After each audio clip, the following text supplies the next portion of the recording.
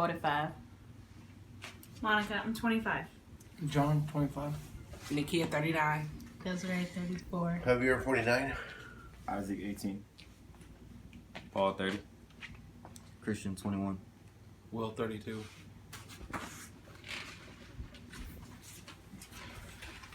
Back in my younger days, when my dad would come home from work, we heard the trunk coming and we would rush up and start doing our chores. Parenting skills were different back then. Parents now use different techniques and don't use techniques at all. They use the easy way out. They spank. Now that I am older and wiser, I can say I have patience and techniques to redirect. My oldest daughter's 30 now, and every other year I bore a daughter. Time and experience with my kids and the classroom has showed me techniques. One of the best techniques I use now is the first and then method. In my parent and in-home training, I teach this method. It is important that parents understand how their child's mind think. They hear the last thing they say. If you tell your child, if you don't clean up your room, you're not getting the TV. Children always hear the second thing. They heard, I'm not getting the TV. Their minds shut down because they are not going to get what they want. They want TV. Their minds, because they heard they're not getting TV, if you rephrase that and use the first and then method, then by saying like, first you clean up your room, then you get to have TV. They hear, I get to have TV, so what do I need to do? I need to clean up my room. So you have engaged them. There is one major cause of the problem. One of the causes saying it in a negative way. You're not getting TV, of course. If we understand that we are not going to get something, then we stick around. If you know that you're not going to budge, you're not going to stick around. So kind of like asking for a loan and they tell you no, you're not going to hang around and wait for them to say yes. So a second cause is revealed by brain research. According to the Autism Circuit website, they introduced the method and ways to use it. This website shows us when to use it and how to use it. This website also teaches logical sequence of events. It shows visually clarifying systematic instruction.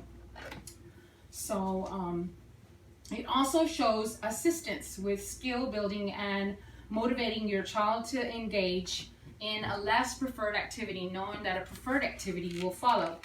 If using the choice board to expand your child's play and interests, place some pictures of activities that the child usually doesn't want to choose.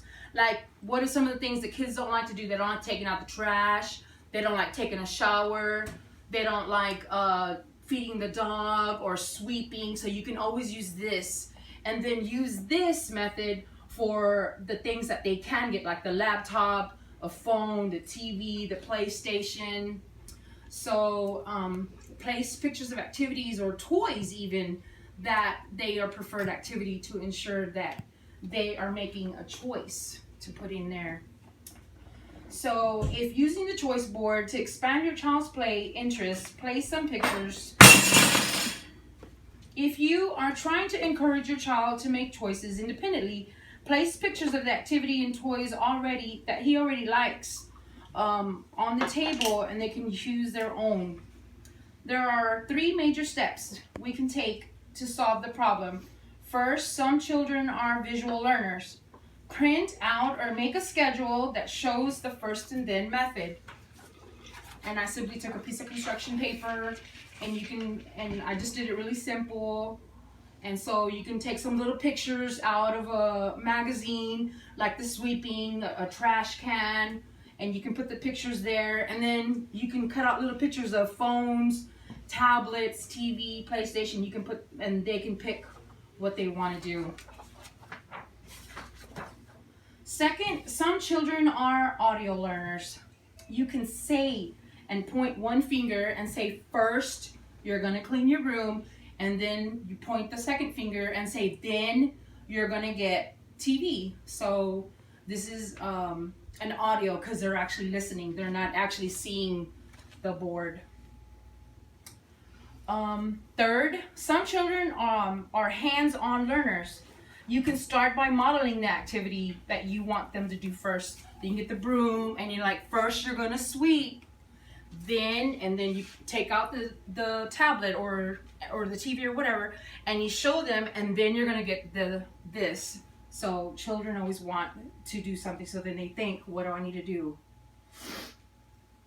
These steps can also help your child know what it is they want them to do.